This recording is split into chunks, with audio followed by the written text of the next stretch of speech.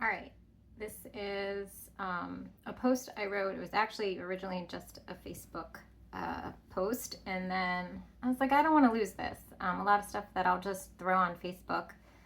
I know someday my kids probably aren't going to read it, but if I put it on the blog, maybe someday they will. So at least there it'll have a little bit of a legacy, just a little memory and moment about mine and Scarlett's relationship. So this is Early Bird. Get started on the recording. And I just noticed I got yogurt on me from Marina. So that looks ladylike. All right, here we go. It's Greek yogurt, so that's great. Early Bird, written by Christina Curtins, September 10th, 2025. Being basically responsible for 6 people's schedules means I'm guaranteed to mess things up now and then. There are a lot of balls in the air. Doctors, dentists, orthodontists, physical therapists, school events, work schedules, sports. The list goes on and on. The law of averages says I screw up timing or days at least 5 times a year. My family does get irritated at me, but this is one area in my life where I honestly don't give a fuck. Listen, if you had to keep track of all the crap my brain has to keep track of, you'd fail now and again too. I refuse to let guilt seep into this particular corner of my life. I accept my failures graciously in this area.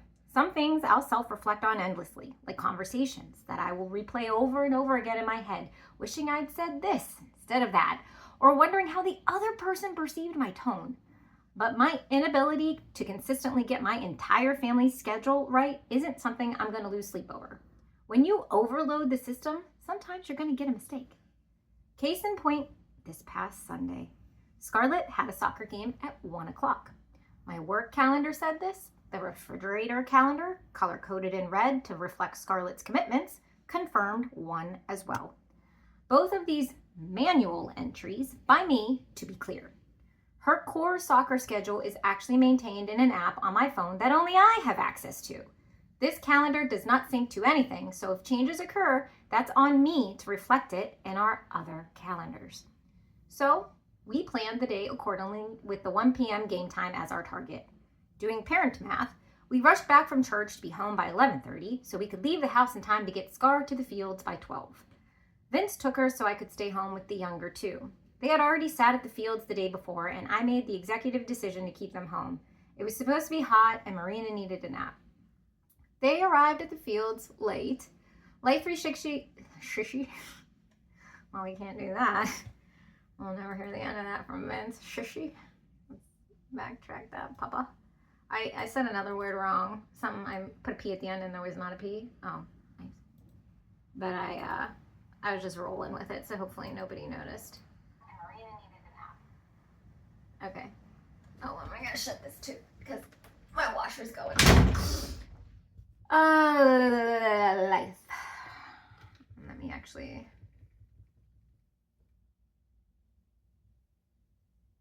Okay. Let me zoom in. I'm sorry, you're watching this YouTube, folks. Not a lot of people watch these videos, but for those of you that do, maybe you'll appreciate my my delays here. Okay, life. Where are we at? Where are my eyeballs? I don't know if you hear my dog snoring on the floor too. Oh my goodness. Oh, there it is. I couldn't find my spot again. All right.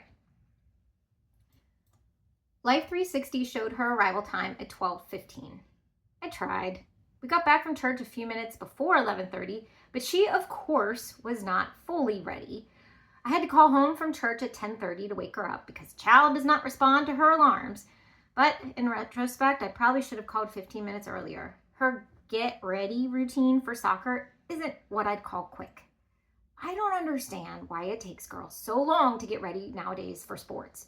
You're going to sweat and look like a train wreck. Why put in so much effort? To this, Scar always tells me, look good, feel good, play good, Mom. And she's way more athletic than I ever was, so I guess she knows more than me. But still, despite the 50 minutes she had to get ready, that was not enough. But because she wasn't ready, they got to the fields late. Shortly after, I got a phone call from Scarlett. I picked up the phone, thinking maybe she had forgotten something. Mom, we didn't have to be here until 2. Uh-oh. Immediately, I figured one of two things happened. Either one, the schedule was updated in the app and I didn't change it in my calendars. Or 2, I just got it wrong the first time and didn't even realize it. No one is over here fact-checking me and I have a lot of balls in the damn air. Even though I realized exactly what she just said to me, my mouth still spewed out, "What?" Like I was confused at this idea that I might have gotten something time. We're gonna go back. Stop recording. Like I was confused.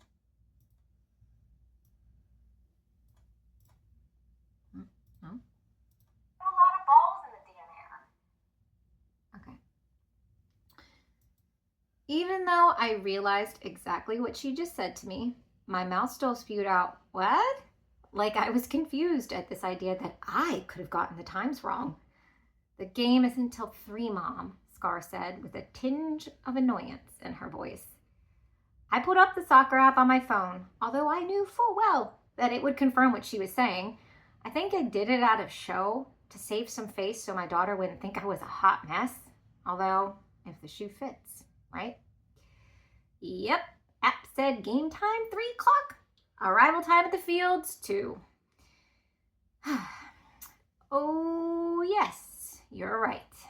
To which Scar just replied with one word in a deadpan voice. Yeah.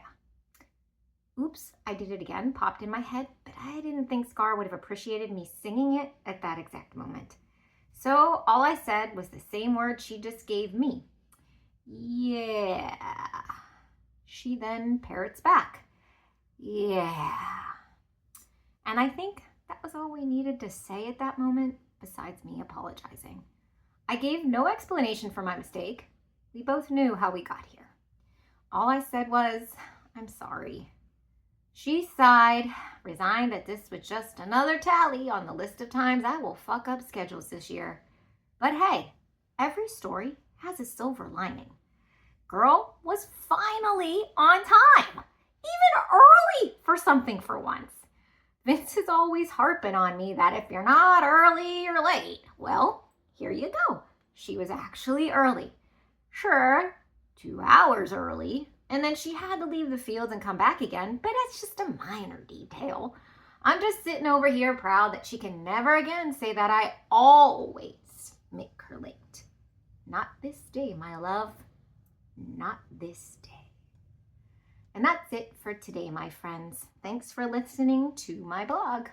Good luck out there and stay sane. Okay, that was it. Yeah, I mean, I do feel bad that she's late. I mean, I have the best intentions of being on time.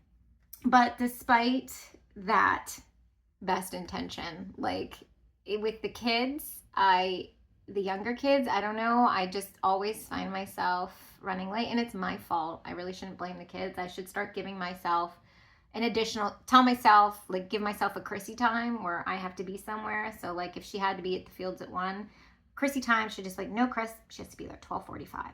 So then, if she's 15 minutes early, she's 15 minutes early. That's good. She gets a chance to acclimate. She's not pissed at me. And maybe that'll make that my resolution for the rest of my life, is to give myself a Chrissy time, because it does upset her and I don't want her to be mad. But man, I've never been an early person. I will actually join work meetings. I'll join them early, and then if I'm the only one on, I'm like, oh shit, I log off, because I don't want to be the first one on where people join in and then you're like small talking, and that's so exhausting. Just like, hey, how's the weather where you're at? It's like, oh, I'm in Florida, it's the same all year round. Like I don't know. Yeah. So I gotta get better. That is something I do need to improve upon, and I will do it